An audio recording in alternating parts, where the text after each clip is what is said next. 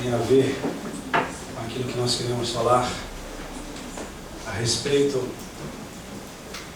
do conforto, a respeito da esperança e a respeito da consolação que nós temos em Cristo Jesus. Sem mais delongas, Lucas capítulo 7, do versículo 11 ao versículo 17, uma passagem conhecida. Mas eu gostaria de estar conversando com vocês esta palavra. Não é minha a palavra, mas aquilo que nós temos absolvido e crido, que é a revelação, a palavra revelada de Deus para os nossos corações. Aleluia. Como é bom poder ter a nossa segurança nesse Deus que tudo pode. Aleluia. Glória a Deus. Todos acharam? Lucas capítulo 7, versículo 11 ao 17 diz assim: E aconteceu poucos dias, ou melhor, pouco depois, ir ele à cidade chamada Naim, e com ele iam muitos dos seus discípulos e uma grande multidão. E quando chegou perto da porta da cidade, eis que levavam um defunto, filho único de sua mãe, que era viúva, e com ela ia uma grande multidão da cidade. E vendo-a, o Senhor moveu-se de íntima compaixão por ela, e disse-lhe: Não chores.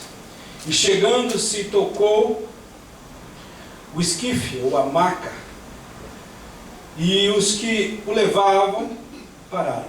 E disse: Jovem, eu te digo, levanta-te. E o defunto assentou-se e começou a falar, e entregou a sua mãe. E de todos se apoderou o temor, e glorificavam a Deus, dizendo: Um grande profeta se levantou entre nós, e Deus visitou o seu povo. E correu dele esta fama, ou a respeito dele, essa fama por toda a Judéia e por toda a terra circunvizinha. Amém? Até aí, pode se sentar.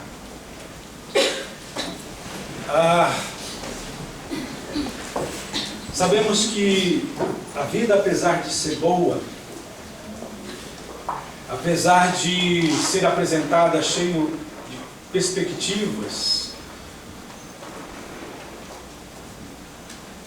alegres, a vida, ela muitas vezes ela é difícil de ser vivida. O próprio Senhor Jesus, quando esteve aqui, dentre muitos dos seus conselhos, ele disse assim, que neste mundo nós teríamos as aflições da vida. Interessante que quando Jesus ele mencionou essa expressão, ele trazia dentro de um entendimento justamente o processo que acontece no trabalho de retirada do azeite da azeitona. Ele trouxe justamente uma verdade clara, que estava dizendo que nesta vida nós seríamos apertados, nós seríamos pressionados como uma azeitona. Ela passa por esse processo para que dela venha o azeite, né? E é interessante que nós não conseguimos imaginar tirar o azeite de uma azeitona, para quem não sabe que o azeite vem da azeitona, né? Dificilmente nós conseguiríamos tirar o azeite passando a mão na azeitona, né? Será que sairia? O azeite sai, azeite, né? Dificilmente. Muito pelo contrário, é no esmagar da azeitona, e quanto mais moída ela for, melhor será o azeite. Interessante isso, né? É óbvio que se for dito com essa clareza no bom português, ou no bom espanhol, ou no bom japonês, muitos de nós, ou todos nós diríamos, nós não queremos essa vida. Isso contraria aquilo que é oferecido em muitos púlpitos, em muitos canais de televisão, em muitas concentrações, né, no conteúdo daquilo que é oferecido. A essência é justamente a ideia que a vida, nela não se concentra essas dificuldades, mas Jesus, o autor da vida, ele fala: não, neste mundo tereis aflições. Você está sujeito a ser esmagado como uma azeitona. Agora saiba de uma coisa: o melhor é o fruto, é o resultado desse esmagar. Que é o melhor azeite. A vida cristã é assim. A vida cristã, ela revela essa verdade. Eu gostaria de chegar aqui e dizer para vocês: olha, irmãos, a vida é um melzinho na chupeta, né? Nós os surfistas usamos essa expressão, né? É um melzinho na chupeta. Dando uma força aí para a turma. Irmãos, agora é importante que essa verdade sendo revelada é para que nós possamos entender como podemos passar por essas dificuldades sem entregarmos os pontos. Ou mesmo depois de termos escorregado, caído, levantarmos e fazermos dessa oportunidade uma motivação para continuarmos a querer viver. Essa é a verdade, né? E é importante que nós entendamos uma coisa: seria insuportável esse sofrimento se na palavra de Jesus também não houvesse o conselho de como tratar esse sofrimento, ou melhor, ser consolado, né? Se não houvesse dentro da palavra de Deus a esperança do consolo, esse sofrimento realmente seria insuportável. E é bom nós entendermos uma coisa: por mais que hajam boas intenções humanas, tudo isso é apresentado dentro de um limite no consolo que é oferecido uns para com os outros, de um homem para com outro homem, de um ser humano para com outro ser humano. E é interessante porque muitas vezes, no momento de dificuldade que nós possamos encontrar o nosso próximo, aonde ele esteja passando por esse sofrimento, nós não encontramos palavras, nós não encontramos o que nós deveríamos falar, não é verdade? Ficamos sem reação, porque realmente nós somos limitados, quando até mesmo para apresentarmos esse consolo ao nosso próximo.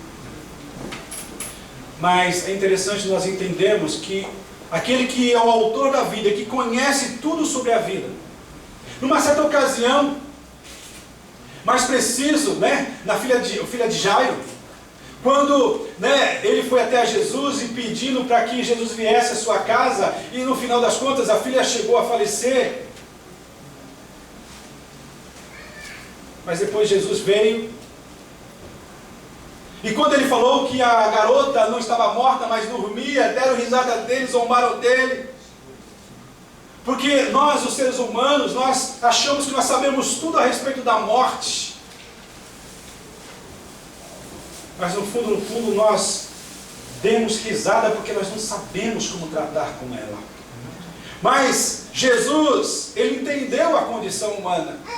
E ele diz assim: vocês não conseguem perceber que quem está aqui é aquele que conhece a vida? Vocês podem dizer que conhecem a respeito da morte, aonde vocês enxergam e entendem que não existe mais esperança, não existe, porque realmente no patamar humano não existe.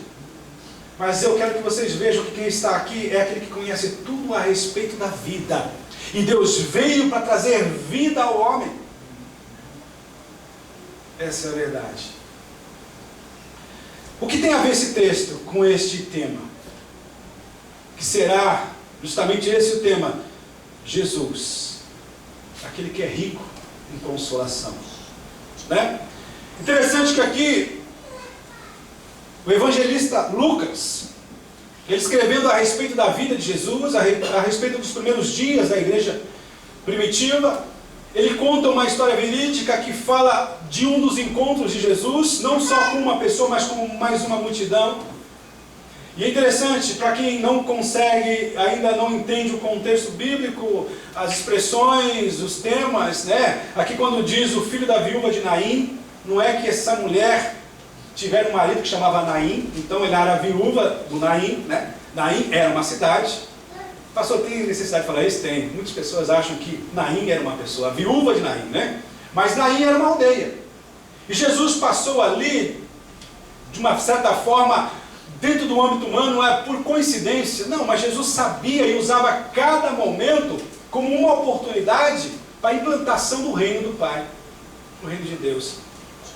Olha que coisa interessante. E Jesus, ele passando junto com os seus discípulos, ele viu uma grande multidão. E é interessante que uma reunião, um grupo grande de pessoas. E é interessante, para que seja reunido um grupo, mínimo que for, é necessário que haja uma boa razão para isso, não é verdade?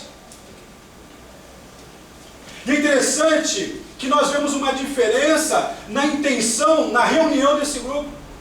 Esse grupo, essa multidão estava reunida não por motivo de alegria, não por motivo de gozo, de prazer, não usando da expressão, sabe, aonde nos apresentamos com uma face alegre, sorridente e brincando uns com os outros, não.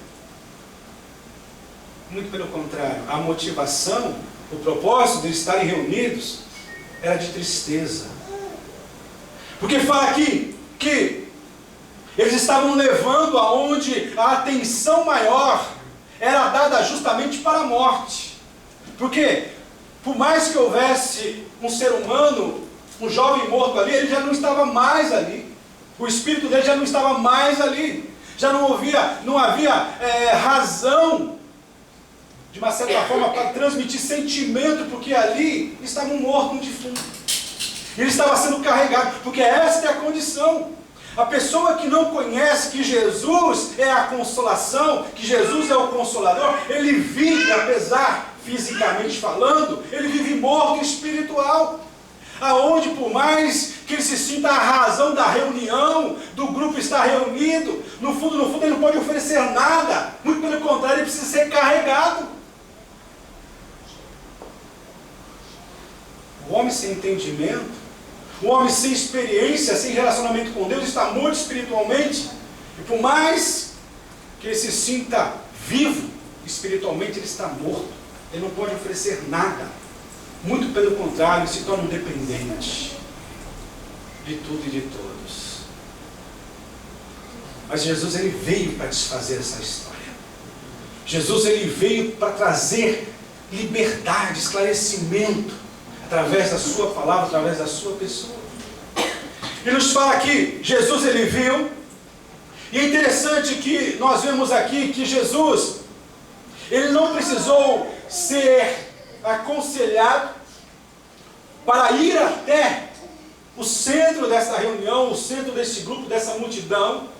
Ele não foi cobrado, ele não foi de uma certa forma empurrado, mas a Bíblia nos fala que vendo Jesus, dentro dele moveu-se uma compaixão tremenda. Compaixão é colocar o teu coração na miséria do outro. Aí de repente você está aqui pensando, Jesus não está preocupado com a minha vida, não.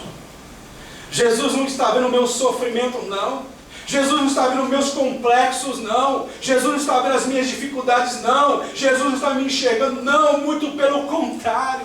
Ele é sensível à situação que você vive. Por mais que você não seja valorizado, por mais que você não seja bem-quisto, por mais que você não seja amado, por mais que você seja injuriado, perseguido, por mais que no seu jeito diferente de ser. Sabe de uma coisa? Ele te olha com o coração. Ele te vê diferente. Ele se coloca à disposição para ser justamente o começo de uma nova história. Muito melhor de sermos transformados do lado de fora. Muito melhor de nós mudarmos a aparência física, o nosso tamanho, ou sei lá, aquilo que se traduz no nosso lado físico. Existe uma verdade que Deus nos ama por aquilo que nós somos, do jeito que nós somos. Ele se compadece, ele se apresenta, ele é sensível à situação, por mais que nós nos sintamos no meio de uma grande multidão que esteja morta espiritualmente, que não tenha nada para nos dar. Jesus, ele nos olha e se move, o seu coração se move. Aleluia, porque este é o amor que consola a todos aqueles que nele creem. E Jesus, ele viu, não ficou imóvel, não ficou parado, ele tomou uma atitude, ele foi até, porque muitas vezes, dependendo de nós não iremos, nós não temos forças. No fundo nós temos vontade muitas vezes, mas nós não temos força de abraçar o Evangelho, de nos comprometermos com o Evangelho. Deus, Ele sabe da nossa estrutura, Ele sabe da nossa condição. Ele diz, eu sei porque foi eu que te criei. Mas eu quero que você, assim como eu te conheço, eu quero que você passe a me conhecer. Porque eu olho para você, eu me aproximo de você, você não está só, você não é um renegado da vida, você não é uma aberração da natureza, você é uma criatura especial. Você é alguém a quem eu amo, alguém que eu projetei para viver eternamente, mas por descuido que foi fatal, o pecado entrou e te afastou de mim, te deformou emocionalmente. Mas eu quero dizer que eu vejo isso tudo. E eu vou ao seu encontro. Eu quero mudar a sua vida. Eu quero mudar a sua história. Eu quero te tirar dessa situação de dependência. Dessa situação, sabe, aonde você não tem mais como enxergar uma possibilidade de mudança. E Jesus foi e nos fala que Ele parou aquela multidão e Ele fez justamente o que somente Ele pode fazer. Ele tocou na maca que estava sendo levada. Interessante que Ele poderia passar simplesmente de uma forma onde Ele pudesse tocar sem que fosse percebido o seu toque. Simplesmente tocar direto no defunto, mas Ele tocou no esquife, na maca. Interessante, né? Maca, madeira, seja qual for o material que era usado, não tem vida, é inanimado. Significa, por mais que nós muitas vezes nos encontramos com uma madeira torta, onde se usa a expressão pau que nasce torto, o que acontece? Morre torto. Quem estava se apresentando era o carpinteiro. Conhece tudo de madeira. Até essa cara de pau que nós temos, ele sabe tudo. Interessante, né? Aquilo que não tinha vida, ele tocou para chamar a atenção. Ele tocou para mostrar que o objetivo dele, ele já sabia o que fazer. Que a dificuldade maior não era restaurar vida no morto, mas era para que aqueles que se achavam vivos e autocapazes que estavam ao redor do falecido pudessem perceber que ele era o autor da vida. Interessante isso, né? Esse é o nosso Deus. Ele fala que ele foi, tocou. E é interessante uma coisa. Pararmos, para olharmos. Vamos deixar o defunto quieto. Tá, Rose? Deixa o defunto quieto, mexe não, tá? O defunto já está garantido, a gente já sabe. Mas havia uma pessoa que se destacava com tanto sofrimento no meio daquela multidão, que era a viúva, que era a mãe. Uma aflição em cima de outra aflição, né? Primeiro, a Bíblia nos fala que ela era viúva. Ela perdeu o seu marido, que seria o seu provedor, o seu sustentador, a referência na sua casa, aquele que traria, ou que estava trazendo, ou que trazia segurança para ela. Ela perdeu. Como diz a expressão, o mundo desabou. E para não ficar só nessa, né? Porque o filho viria como ser o sucessor do pai, do homem, como referência dentro de casa. Passaria a ele a responsabilidade de prover, de cuidar da mãe e dos outros irmãos, no caso, se ele fosse mais velho. Não é verdade? Acompanhe comigo. Primeiro morreu o marido. E agora aquele que viria suprir, que viria tomar o lugar, que viria substituir naquilo que é possível ao pai, ele também morre. Que coisa, né? A esperança acabou. É a expressão que nós ouvimos hoje, né? A falta de entendimento, fala, por mais que haja um sentimento ruim, levam as pessoas a dizer, a mãe e o pai têm 10 filhos, aí morre um, acabou minha vida, acabou a minha esperança, né? Fica até uma coisa meio esquisita em relação aos outros filhos que são vivos, né? Porque realmente sempre é a pessoa que não tem a Cristo, a pessoa que não consegue descansar no Senhor Jesus, que não vive de uma forma onde o seu testemunho não só está levando a ela até a Cristo, mas direcionando também os seus a Cristo. A expressão é essa. Não consegue ver o que ficou, o que está vivo. Mas dá valor, dá atenção para aquilo que está morto, para aquilo que não tem. Ao invés de se tornar grato por aquilo que ficou, por aquilo que tem, acaba se prendendo às amarguras da vida e reclamando e murmurando por aquilo que não tem. É por isso que Jesus na vida do homem faz sentido, gente. Muda a nossa perspectiva, o nosso entendimento, a nossa maneira de enxergar a vida. As nossas motivações passam a ser certas, ou procuramos buscar vivê-las. Interessante isso. Essa mulher já não tinha mais essa esperança, já não tinha mais esse auxílio. E tudo aquilo que ela tinha depositado a sua confiança estava morto agora. Mas Jesus, ele viu a tristeza dessa mulher. Jesus, ele ficou comovido, ele ficou tocado. E uma coisa que eu pude entender no meu espírito, uma revelação do alto, que a tristeza de Jesus, que a compaixão de Jesus não era para com o morto, porque o morto estava morto, mas era justamente para essa maioria que se achava vivo. Vocês conseguem compreender isso? Porque Jesus, sendo o autor da vida, ele tem o poder sobre a morte e a vida. Para que não houvesse dúvida, ele venceu a morte na sua ressurreição. Ele ficou compassivo por aquelas pessoas que se achavam que estavam melhores, mas que no âmbito espiritual estavam iguais ao morto, ao defunto, sem ver.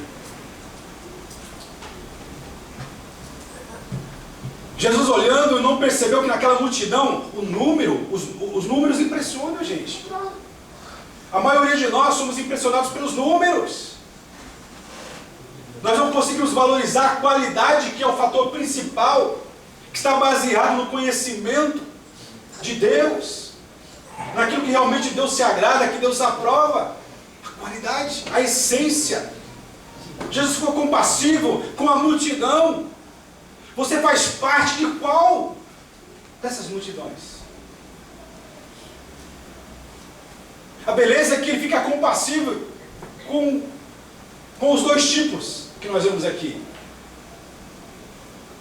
Por que eu digo isso? Porque com o defunto vinha uma multidão triste, enferma emocionalmente, limitada, presa à sua dificuldade. Mas com Jesus vinha uma outra multidão, que por estar com o Mestre, por estar com o autor da vida, por estar com aquele que veio trazer a revelação do Pai, através do seu amor, havia uma outra multidão sentindo uma condição diferente, alegre, jubilosa, porque estava com Jesus. Você faz parte de qual dessas multidões? A triste, que não tem esperança, que vive de qualquer jeito, sem compromisso com Deus? Vivendo simplesmente de quando puder, de quirebá esquedor, quando eu puder, quando eu tiver. Saiba de uma coisa: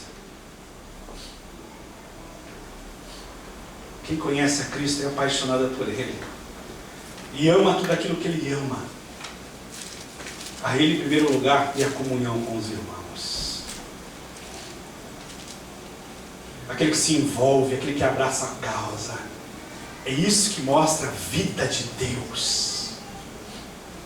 É aquele que tem a Cristo como sendo a prioridade, a razão de ser e de existir. É aquele que, quando ouve, discerne primeiramente o espiritual.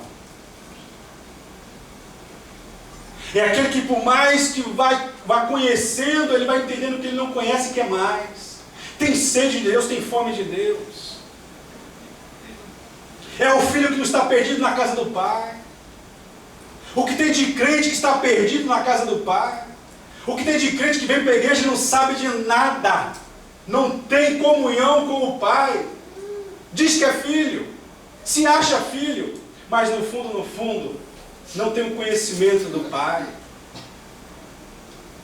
É como aquele filho que está na casa do seu pai e da sua mãe, mas não sabe onde fica a geladeira, não sabe onde que guarda a comida, não sabe aonde estão as coisas, porque não tem comunhão com o andar da casa do pai.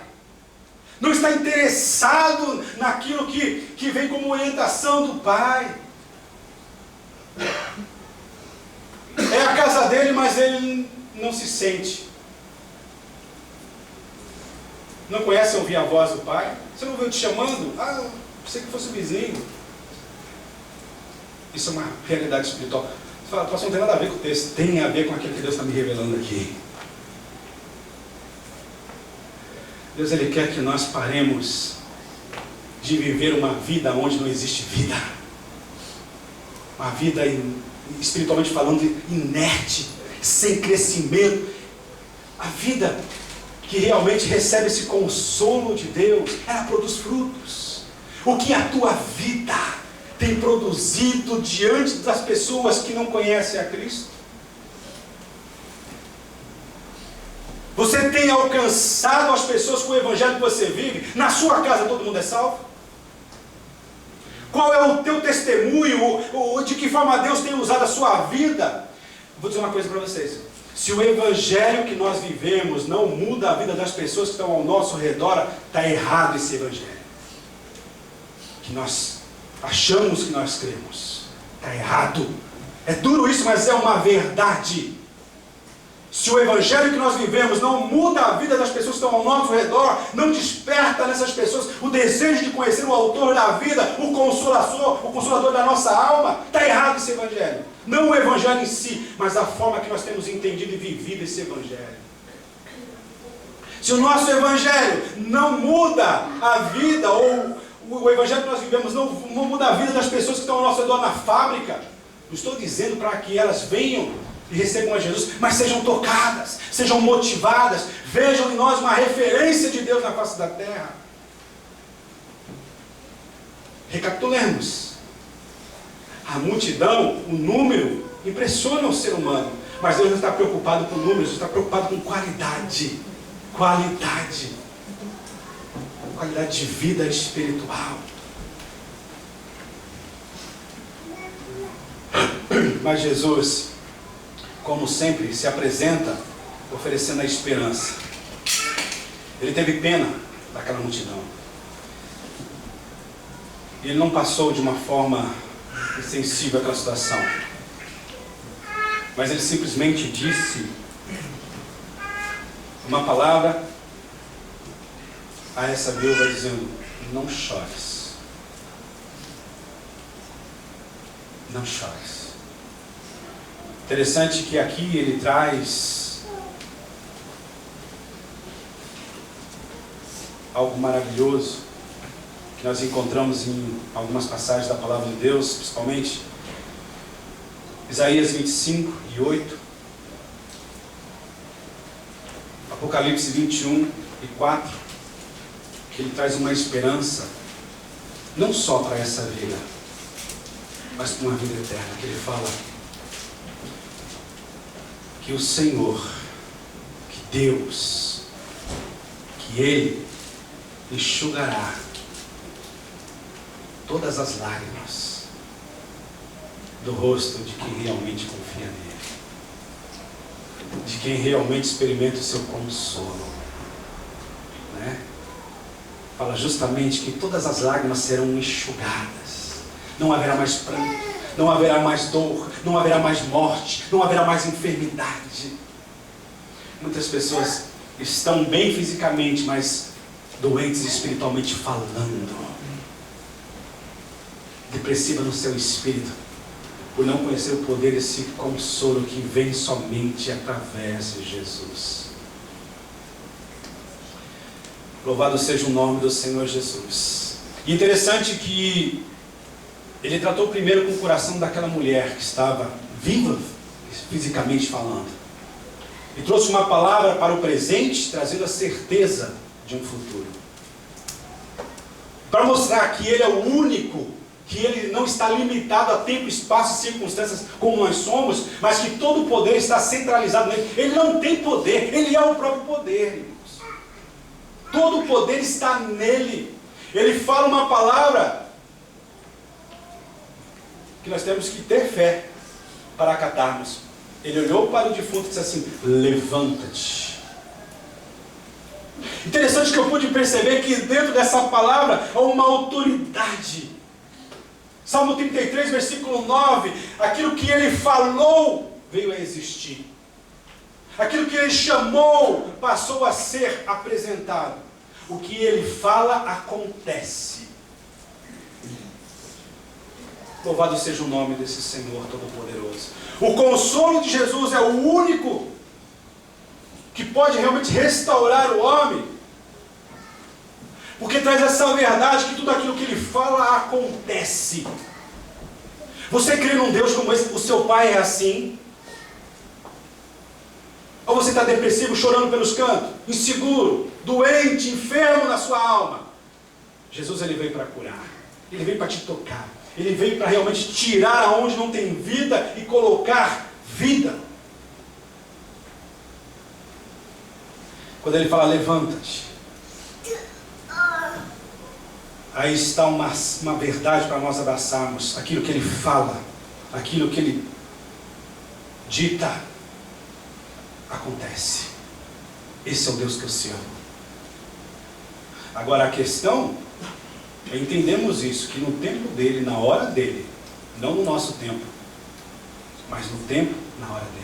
Mas se nós temos o consolo de Deus na nossa vida, ele vai nos ajudar a aguardarmos o tempo certo para que essas coisas aconteçam. Louvado seja o nome do Senhor Jesus.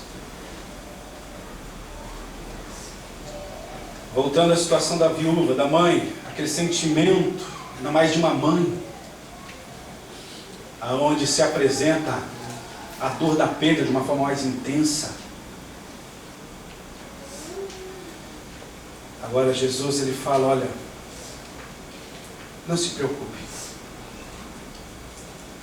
Eu quero que você tenha esperança ao crer em mim, na minha palavra.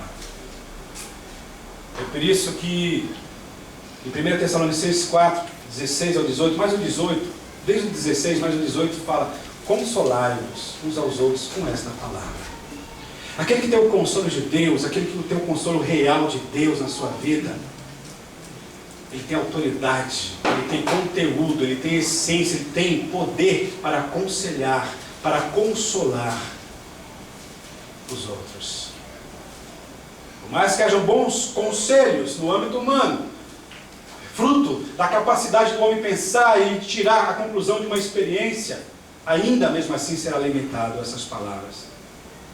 Mas quando nós falamos a respeito de Jesus, da palavra de Jesus, nós vemos as coisas acontecendo de uma forma segura e verdadeira, aonde não é uma mudança só naquele momento, mas é um processo contínuo de mudança a cada dia mais, aonde o começar desperta nessa pessoa o desejo de querer mais e mais e mais de Deus, e quanto mais ele busca, mais ele tem de Deus, e mais ele é orientado, mais ele passa a ter discernimento, por mais que as pressões possam também aumentar sobre a vida dele, a sua segurança, a sua esperança, a sua paz não é roubada. Essa é a verdade. E Jesus, ele consola essa mulher. E o que aconteceu é justamente aquilo que somente ele pode fazer, ou ambientes aonde ele realmente está presente. O morto falou. Aquela mãe ficou cheia de louvor e de gratidão. Não tem como nós acharmos diferente. Aqueles que estavam tristes caminhando nessa multidão de tristeza, onde a motivação é a tristeza, passa também a se alegrar e louvar a Jesus e ao Pai. Que coisa maravilhosa! Aonde não havia mais duas multidões, agora passou-se a ter uma só multidão, aquela que se alegrava e agradecia o poder de Deus que foi revelado através de Jesus Cristo, na ressurreição do defunto, na cura da alma dessa mãe. Interessante, Jesus dizendo assim: olha, o seu marido pode te faltar, o teu filho pode te faltar, mas eu nunca te faltarei. Louvado seja o nome do Senhor Jesus. E uma coisa interessante que tem que ser como fruto desse entendimento, dessa vida na prática, aquilo que a gente leu aqui em Tessalonicenses 4 e 18, em 1 Tessalonicenses 1 e 8, Paulo escrevendo à igreja de Tessalônica fala o seguinte: aquilo que tem ouvido a respeito, tem sido falado a respeito da fé de vocês, tem chegado aos meus ouvidos. Interessante, né? O testemunho de um compromisso sendo vivido pelos irmãos de Tessalônica. O testemunho, o impacto, a verdade sendo anunciada através do testemunho deste grupo, dessa igreja, dessas pessoas. Aqui no versículo 17, voltando em Lucas, fala que e correu dele esta fama a respeito de Jesus, do seu poder, da sua graça, do seu amor, por toda a Judéia e por toda a terra circunvizinha. Significa que, através do consolo que nós temos em Cristo, nós somos fortalecidos a testemunharmos, a vivermos esta verdade. E essa verdade há de alcançar a muitos, como resultado dessa vida que nós vivemos, por termos o consolo de Deus. Em outras palavras, nós também estamos mostrando que nós passamos da morte para a vida. Hoje nós temos vida, e vida em abundância em Jesus Cristo. E para finalizarmos aqui, João 16.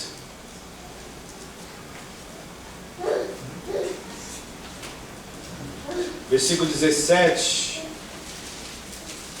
em diante, diz assim, ou melhor,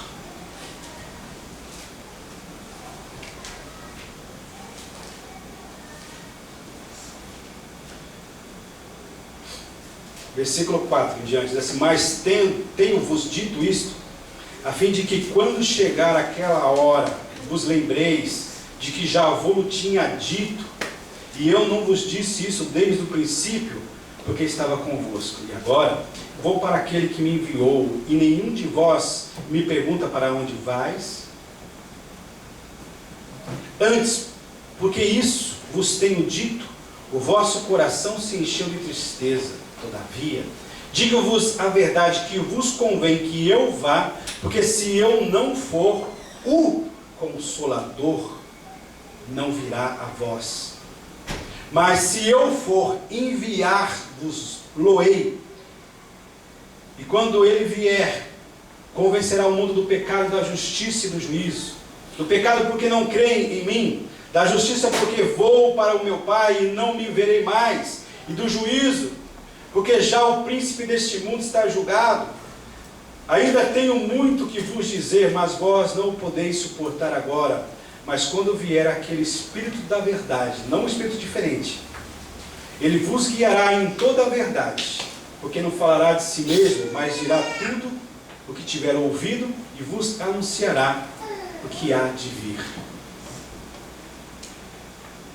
Hoje nós não temos, como os discípulos tinham, a presença física de Jesus, do Deus encarnado. Mas nós temos a presença de Deus através do seu Espírito dentro de nós. Interessante que o consolo de Jesus é diferenciado, porque ele não só traz uma paz para aquele momento, mas ele traz uma mudança na forma de agir, onde demonstramos a nossa justiça nos nossos atos, no juízo. Interessante que isso tudo é fruto do Espírito Santo, que é o Consolador das nossas almas. Jesus é o único que pode consolar o nosso coração, a nossa alma, nos guardando do tempo presente e nos dando esperança do tempo futuro. Amém? Só em Jesus. Fique de pé.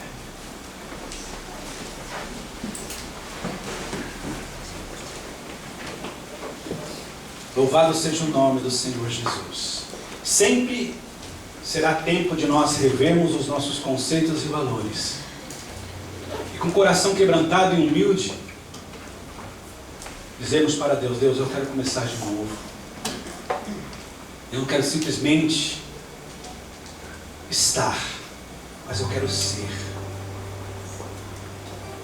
um templo do Teu Espírito, um instrumento nas Tuas mãos.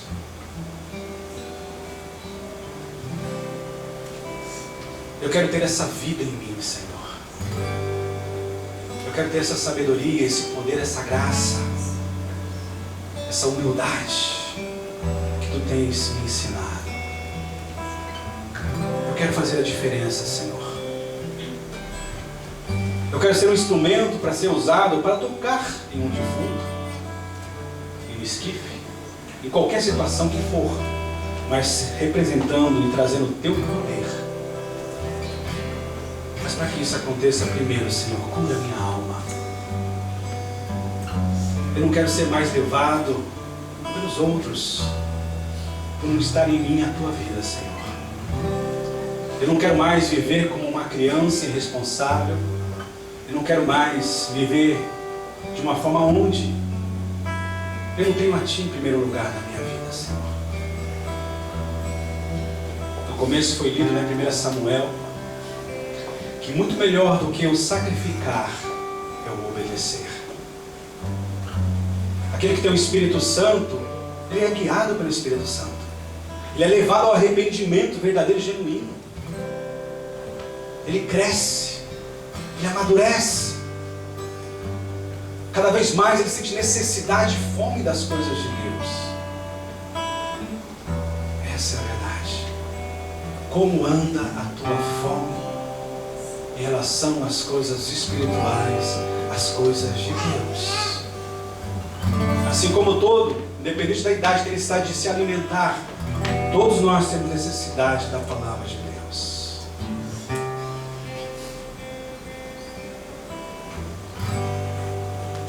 Vamos entender, a maioria faz barulho.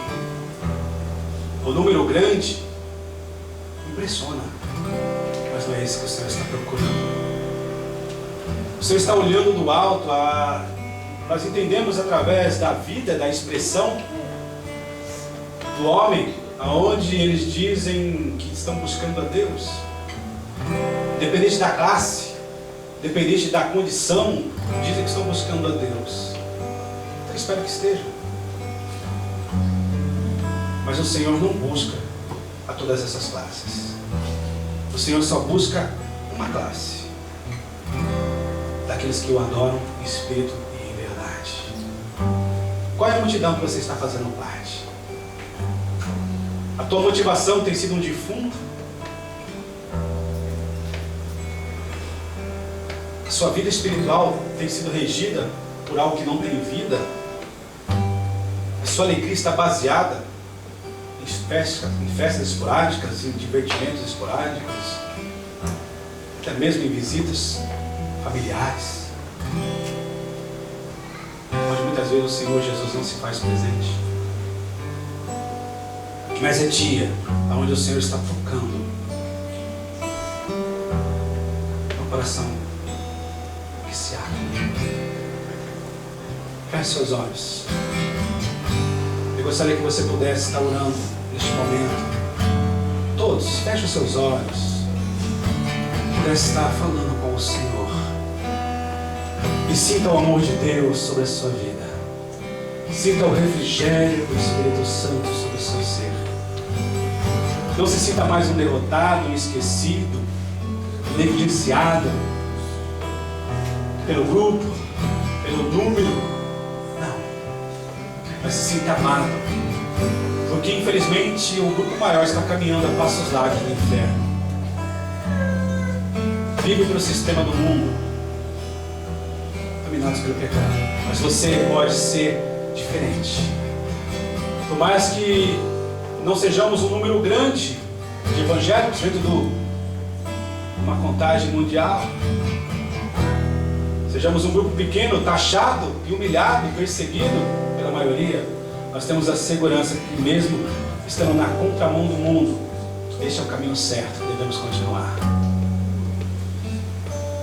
Pai Celestial, rico em graça, em majestade, em amor, misericórdia, perdão e muito mais, Deus, a começar na minha vida, Senhor, no meu coração, ó Deus, que não mais eu possa valorizar, não mais venhamos a valorizar aquilo que não tem vida, Senhor, não tem essência de Ti, não tem a Tua presença, Senhor, Deus, ó Pai Celestial, que sejamos incomodados, sejamos tocados, insista conosco, Pai Celestial, que é a hora de nós abraçarmos essa verdade, é hora de nós andarmos contigo, Jesus, é hora de nós caminharmos contigo, Jesus, Deus Todo-Poderoso, aleluia. Nós temos sido abençoados, temos, mas nós queremos transmitir, Senhor, nós queremos ver festas nos céus, por estarmos sendo usados para ganharmos almas, Senhor, almas se dobrando, se prostrando